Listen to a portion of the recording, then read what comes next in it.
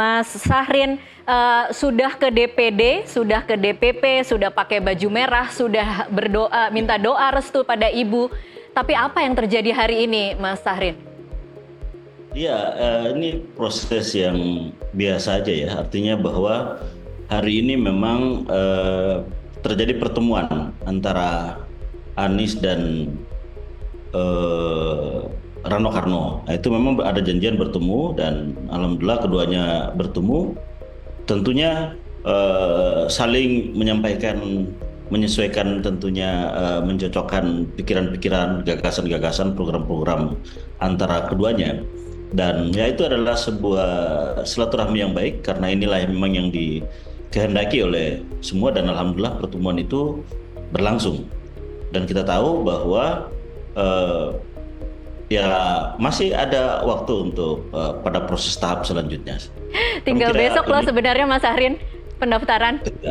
Kan ada 27, 28, 29. Masih cukup waktu untuk mencocokkannya. Jelas bahwa artinya apa yang menjadi kesamaan membangun semistri komitmen-komitmen yang sama itu kan sudah terjadi dan kami melihat bahwa ini adalah sebuah kemajuan, langkah maju yang patut kita syukuri bahwa PDIP dan PDI Perjuangan dan juga Anies Baswedan memiliki kesamaan dalam konteks apa yang menjadi cita-cita dan program partai, baik itu soal politik tata kota, kelestarian lingkungan, keberpihakan terhadap warga ataupun secara khusus wong cilik dalam hal ini.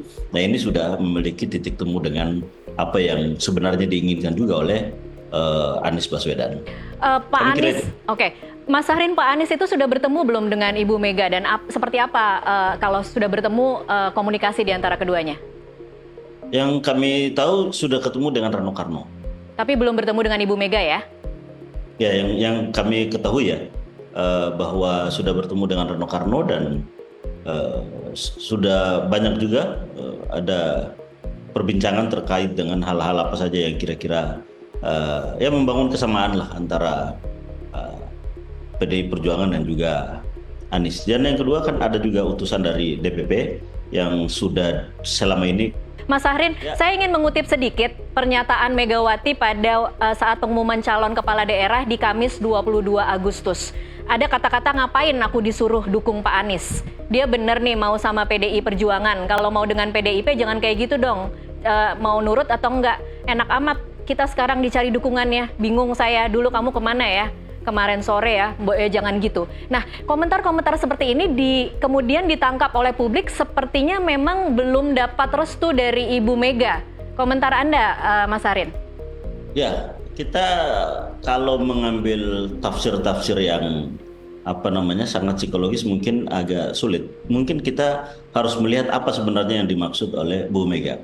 Bu Mega dalam kapasitas sebagai Ketua Umum PDI Perjuangan. Kita tahu bahwa sebagai sebuah partai tentunya memiliki cita-cita perjuangan, memiliki program-program politik, memiliki haluan partai yang harus dibangun dan tentunya program-program tersebut, visi misi partai itu akan lebih cepat terwujud ketika memegang peran-peran eksekutif dan garis partai politik ini kan patut dipertanyakan kepada calon.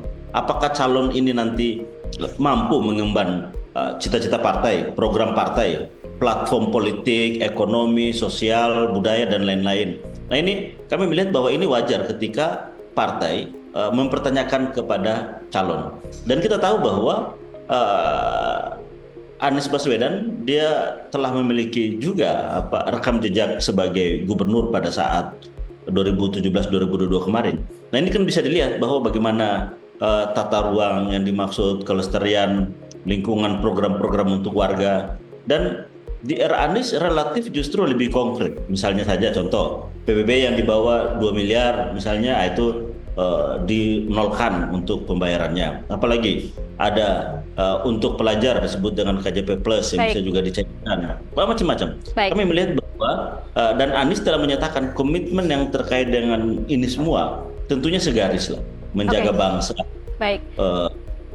kurang lebih seperti itu. Jadi kami melihat bahwa apa yang disampaikan oleh Bu Mega itu adalah apakah catatan-catatan ini bisa mampu nggak dilaksanakan oleh seorang Anies ketika nanti menjadi calon gubernur dari PDI Perjuangan. Dan kami melihat bahwa Anies menyatakan bahwa ya itu adalah bagian dari komitmen yang memang sudah tertentu. Mas Sahrin, di hari ini sudah 1 hari jelang pembukaan pendaftaran 27 Agustus, Pak Anies khawatir tidak dapat tiket untuk berlayar?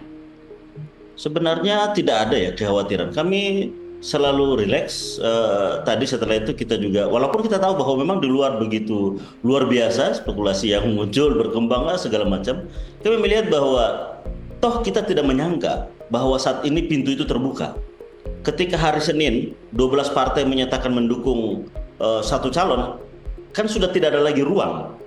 Partai Demokrasi Indonesia Perjuangan ini kan memang betul merencanakan untuk mendaftarkan, tapi kan dengan skema waktu itu pada hari Senin. Iya, sudah berkali-kali berada di ujung tanduk sebenarnya ya, Mas Ari. Ya, dan sudah merencanakan, sudah ada pertemuan untuk merencanakan mendaftarkan ke KPU dan ingin menunjukkan kepada rakyat bahwa kita daftar di KPU, ada kemauan politik untuk daftar, tapi memang semua partai sudah di sana, sehingga tidak cukup kursi dengan 15 kursi yang dimiliki oleh PDI Perjuangan. Tapi ternyata pada hari Selasa kan terbuka. Pada jam 10 pagi kita mendapatkan informasi bahwa ada harapan untuk bisa mendaftarkan. Sehingga ya ada kelegaan baru bahwa kalau harus masuk PDI seperti apa posisi Anies, Pak Sari? Bagaimana Pak?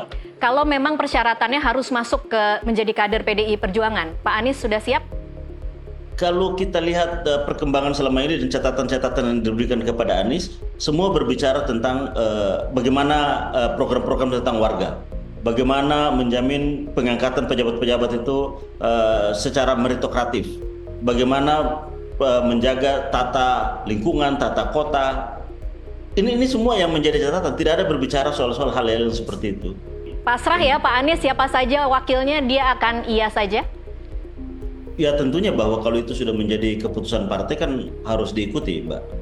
Nah tentunya berbagai macam pertimbangan, termasuk pertimbangan elektoral dan segala macamnya itu, berbagai macam perspektif jalannya pemerintahan semua sudah disampaikan.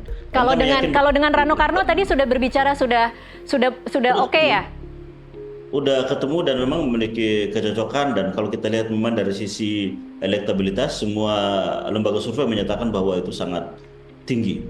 Dan kami melihat bahwa ya dukungan rakyat juga sangat kuat ke pasangan ini. Tapi ya itu kembali lagi bahwa itu tergantung dari keputusan partai, dalam hal ini PDI Perjuangan. Jadi tidak benar ya Pak Anies ingin memilih wakilnya sendiri, karena di titik ini Pak Anies memang menyerahkan posisi wakil gubernur untuk dipilih dari partai PDI Perjuangan, begitu ya Mas Sahrin? Ya, betul bahwa PDI Perjuangan yang menentukan pasangan ini. Ada kemudian tadi sebelum meninggalkan DPP PDI Perjuangan, kira-kira kapan kemudian akan mendapatkan kabar kepastian akan diusung atau tidak? Tadi sempat selain Bung Rano kan juga ada teman-teman yang lain. Nah, sudah tukar-tukaran, maksudnya ada bahwa sudah ada, nanti akan mereka komunikasi lebih lanjut terkait dengan tentunya sesuai dengan arahan partai.